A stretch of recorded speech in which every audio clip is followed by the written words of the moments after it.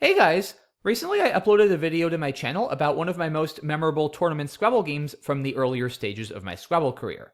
It was a game I played when I was just 12 years old against veteran expert Evans Clinchey. It was a really awesome game that featured a big comeback by Evans, followed by a very narrow 1-point victory for me in a really intense endgame. It seemed that you guys really enjoyed that video and learning a little bit about how my game has evolved over the years, so I thought for today's video I'd feature another very memorable game from the earlier parts of my Scrabble career. Now, I wasn't quite that young in this game. In this game I'm about to show you guys today, I was 16 years old, and this was a game I played at the 2016 North American Scrabble Championships held in Fort Wayne, Indiana, against another longtime top expert, Kevin Fraley.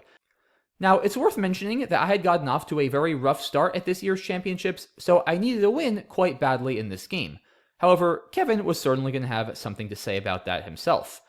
I was first, and my opening rack was AAEGNSW. My highest scoring play would be Wages for 26 points, but that's not a great use of my S. I'm much better off playing short with WAG for 14 points, sacrificing 12 but keeping the super potent AENS leave and leaving Kevin much less to work with. That's what I did. Kevin played Vide for 24 points, hooking the E to make Wage. I drew AELNOSS, and I actually only have one playable bingo here, Seasonal, through the A of Wage for 59 points. My only decision is where to play it. I can play it here, which is what I did during the game, or I can play it further left, both of which score the exact same. I ultimately played it further to the right, because if I play it to the left, the tiles I opened for Kevin to play 8-letter bingos through seem a little bit stronger. Here I give Kevin an S, an E, and an A, whereas if I play it over here, I give him an N, an A, and an L in open space. And to me, the S, the E, and the A were a little bit more conducive to him bingoing back, which is why I decided to play it over here. Kevin responded with Fjord, hooking the I onto Ivied for 27 points.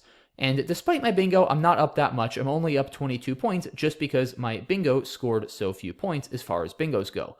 I drew the Z here and played Zune for 33 points, which looks like my best play. There isn't really a great reason to hold on to the Z, since I can score well with it now and I don't have any particularly good plays that keep it. So I'm better off playing it now, keeping a reasonably well-balanced leave in DIRT and hoping to bingo again soon. Kevin drew the J and made a really nice play here, a rare word ending in a U, Jabberoo, for 46 points, which in case you're wondering is a pretty cool looking kind of bird. And Kevin is now within just 9. And I draw at first what appears to be a fairly clunky rack here, pulling a second T and a second R. However, I do have a bingo here, and it's key to find it. I do 68 points for Traditor through the A in Seasonal. Now, it's interesting to note that this word actually does not pluralize with an S. It pluralizes with an ES to make Traditores. So, the S hook not in play here, and I was prepared to challenge it off the board if at any point Kevin decided to try hooking an S onto this word. Would he fall for the trap? We'll see. Not immediately, because Kevin made another very nice play here. With just an L and a Y, he scored 39 points by extending Seasonal to the triple with Seasonally.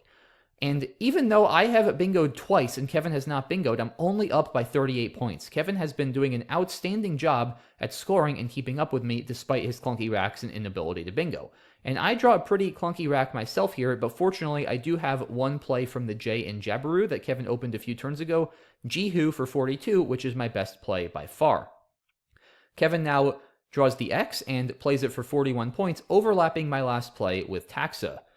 And I draw some more heavy scoring consonants, and they don't go particularly well together, BFMW, so it was very important for me to get rid of at least two of them. And I found a way to do that, Bum for 26 points, overlapping the I, T, and O of Traditor.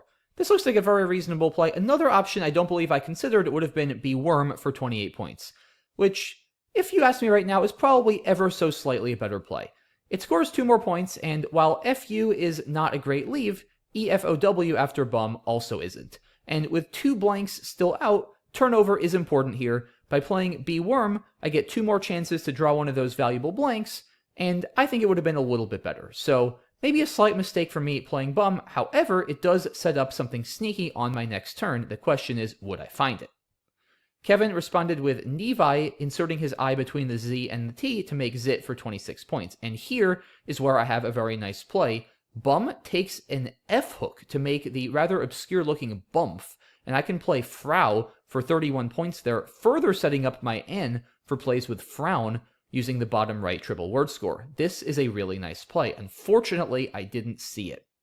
If I had noticed the possibility of bump on my previous turn, that's probably enough to make bum worth it over the candidate of b-worm I mentioned before. However, if I'm not going to see bump, b-worm probably would have been better. And here I make a mistake playing few to the left of the N and E of Nevi for 24 points. It's worth mentioning that EW was not valid in 2016 when this game was played. You might be wondering, why wouldn't I play it here for 6 more? Well, that's because, like I said, EW wasn't valid, so it wasn't an option. As far as valid options go, this is still, like I said, a big mistake because Frau would have been way better. Unfortunately, I didn't notice bump. So my first sizable misstep of the game. Would I get punished? We'll see. Kevin here didn't seem to have all that much. He played Wend for 16 points, which to me suggested a slightly constant heavy rack, but a rack that was fairly close to a bingo. And unfortunately, Kevin's play blocked something really awesome I was very excited to get down. I noticed that I had a 9-letter bingo available through the EN on the third row of Sapogenin, which would have been extremely stylish and also scored really well by putting both the P and the G on double letter scores. It would have gotten me 84 points. Unfortunately, I didn't have that, but fortunately I did still have a backup plan. Soaping for 74 points, hooking Fjords. This is a lot less stylish and scores 10 fewer points, but I certainly wasn't complaining. I was happy to get a bingo down, my third one of the game, and now take a 121-point lead. However, it would be short-lived because Kevin bingoed back his first one of the game, Radney's, for 62 points.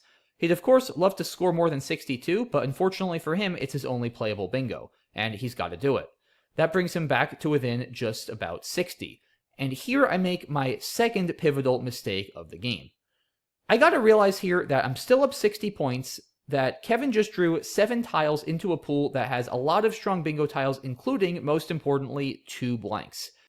If you look at the unseen tiles, really other than the Q and maybe the K, they're outstanding for bingoing. Besides obviously the 2 blanks, you've got an abundance of E's, A's, and I's, an R, an S, a couple of T's, and some other pretty workable consonants. You've also got excellent vowel-consonant balance with just a couple more consonants than vowels. So I need to be very, very worried about Kevin tripling through the R he just opened with his bingo of Radney's and scoring a huge amount and overtaking me. As such, I absolutely need to play Curry for 39 points here, taking a nearly 100-point lead and blocking the biggest threat on the board. In retrospect, this looks very obvious, and today I would have made this play confidently and quickly. However, back when I was 16, for some reason, I looked at this and I was very afraid of keeping 3 E's. Now, that's not an invalid concern. It's not ideal to keep 3 E's, especially with 3 more E's unseen. I certainly do run the risk of getting potentially a 4th E, which would not be good at all. And I figured here that, alright, yes, I do block the R if I play this, but Kevin still has other places to bingo. Like, he could still bingo from the C I just opened, he could bingo through the L, or maybe even to the Y on the right-hand side of the board. So I figured that I didn't want to do this and allow Kevin to bingo there, and then I would still be caught with 3 E's and possibly other vowels and not be able to do anything in return. Now, again, that's not a totally invalid line of thought, but it's just a miscalculation. I should absolutely play Curry, and even if Kevin does bingo elsewhere, he's probably not going to be scoring 98 points. I'm going to be up 98 after Curry. So if Kevin bingoes back, I'm still going to be probably up some points and a tempo. I do keep 3 E's, but barring a disaster drop, I should have some decent counterplay, especially with the P open of soaping. If Kevin bingo's on the right, then that very nice scoring spot is going to be open for me. So if I can score 30 or 40 points there, I'm absolutely still going to be in a great spot. It's very unlikely I'm going to lose the game after this play. But that's not what I did. I played I for 37 points, which is a significant mistake. Now, it's way better on equity. According to HastyBot, this play is over 10 points better on equity than Curry, because while it scores 2 less, the leave of CERU is miles better than the leave of Triple E after Curry. But that doesn't matter that much here, guys, because I'm going to be up almost 100 points. So keeping a balanced leave is less important, far less important than taking out the biggest threat on the board. If I play I and Kevin triples, he's going to probably be getting 140 points, maybe even more if his triple involves 1 or more higher scoring tiles. That's going to put me at a huge deficit, a deficit that's almost certainly going to require me to bingo back.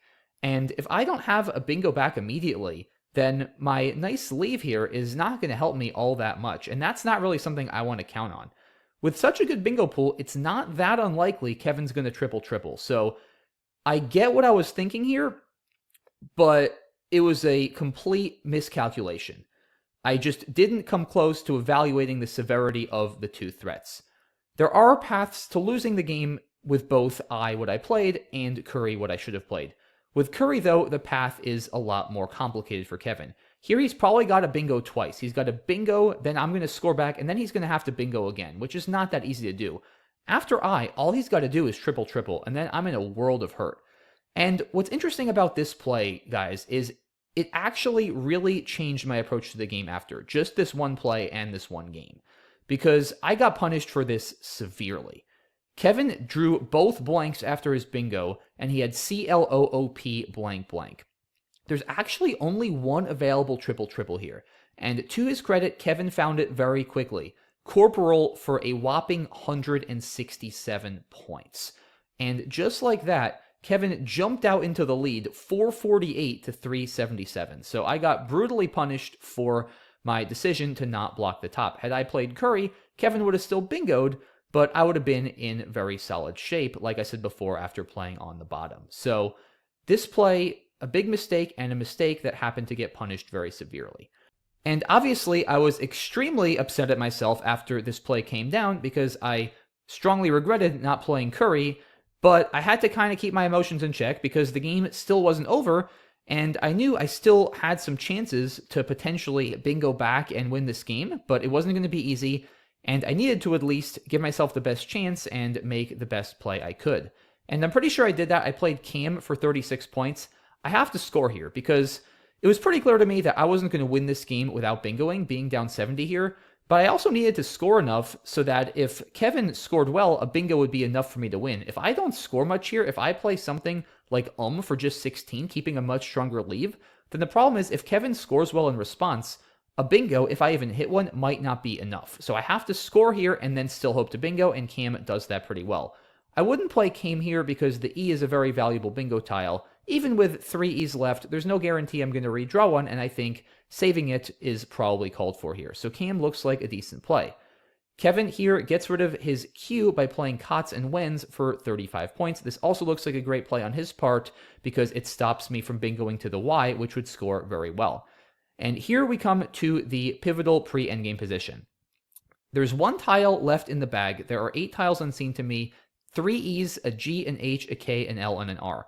And I am down 70 points. So I know here I have to try to bingo out. I can't bingo here because I have 5 vowels, and the only way I'm possibly going to win this game is if I play off one tile and draw an out bingo. But it's going to be tougher than that because I have to draw out bingos in 2 spots on the board. If I just draw one out bingo, then Kevin is going to block because remember, since I'm emptying the bag, Kevin, through his tile tracking, is going to know precisely what 7 tiles I have left. And if he plays it properly, if I only have one threat, he's going to block that threat and win the game. And I have no doubt that Kevin would have done that if he needed to. It was actually not that hard for me to find here the only play that gives myself a chance. I knew I had to play off one tile, and the most natural tile to play off was an I because I had 2 of them. And there was also a very obvious spot for me to do that, Chi for 33 points. Now, this play wins with a single draw from the bag. I have to draw the R. If I draw the R, I'm going to be threatening to bingo with either courtier or roturier on the top left part of the board from the C or the R and corporal. But that's not enough because the 2 spots there are close enough together that Kevin could block them both simultaneously. The reason I win is because I'm also threatening ulterior through the L and seasonally. And now there are too many threats. Kevin, it's not too hard to see, will be unable to block all of these.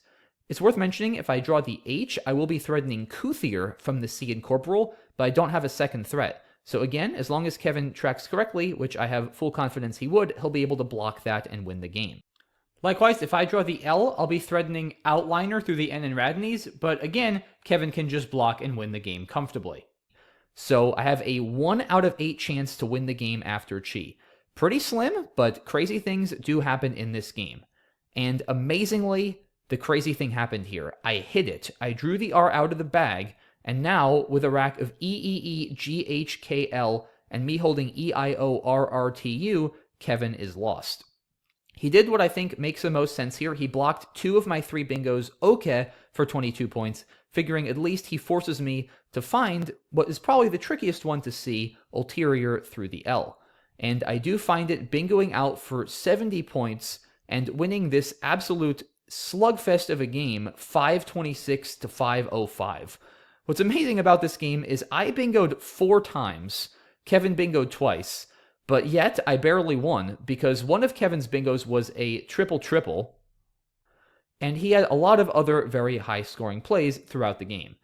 So a super entertaining game and an absolute relief and a bit of a shock for me to win this one after Kevin triple-tripled with Corporal. This is just the classic example of a roller coaster of a Scrabble game. It was going very well for me, then all of a sudden Kevin triple-tripled and it wasn't going well, and it felt like I was completely lost. Then I had this 1 in 8 chance and somehow I pulled it. An absolute gift from the tile gods. And yeah, this was certainly a roller coaster of emotions, this game, but a much, much needed win. Like I said, I was off to a really tough start in this tournament, and I was feeling a lot better about Scrabble in general and just how I was doing this tournament after this game, and I ended up going on a tear after this and ultimately came back after starting, I believe, 2-7 in my first 9 games and finishing 3rd in the championships that year, which I was really happy about. And yeah, I mentioned a little while ago how this game and really that I turn changed a lot how I played Scrabble. And I think even though I won this game, I realized how close I was to losing. I should have lost this game. It was sheer luck, again, a 1 out of 8 chance that I won. I should not have won this game from a mathematical standpoint, and I was fully aware of that. So that was a huge wake-up call for me, basically telling me, hey, Mac, you need to start playing more defensively. You can't just be so cavalier about these huge threats when you're up by 100 points. You know, you are only going to get away with that for so long. Like, you got away with it here somehow, but you shouldn't have. And I think, like I said, this game was, besides being super memorable just because it was an absolute slugfest, both of us got 500 plus points, which you don't see too often. There are obvious reasons why this game would be memorable, but more kind of philosophically, it was memorable because I remember I reflected on this game a lot throughout and after this tournament as I kind of adjusted my play towards the later part of my teenage years to become a bit more defensive and willing to sacrifice to block things. And yeah, so I'm really thankful for this game because, like I said, I think if this didn't happen, if I didn't get at least immediately punished for that mistake, it might have taken me longer to realize this, and this game really helped me along and helped me become the player I am today. So that's another reason, like I said, besides just how crazy this game was, that this game was super memorable and meaningful for me. So that is why I wanted to share it with you all. So I hope you guys were entertained and you learned something from this one. Shout out to Kevin as well for being a super gracious opponent after the game and also playing a heck of a game himself. He made some really nice plays, including finding his only triple-triple of Corporal in just a matter of seconds, and other nice plays like Jabberoo throughout the game. He's an awesome player, a really nice person as well. He played a great game here. I've had some other really fun games against Kevin. Maybe I'll feature some of those sometime. But yeah, major thanks to Kevin for being a great opponent this game. Thanks to all you guys for watching. If you enjoyed this video, please leave a like and subscribe if you haven't already. I would really appreciate it. And yeah, that's it for today. Hope you guys enjoyed it. Thanks again for watching, and I'll see you soon for the next one. Bye-bye.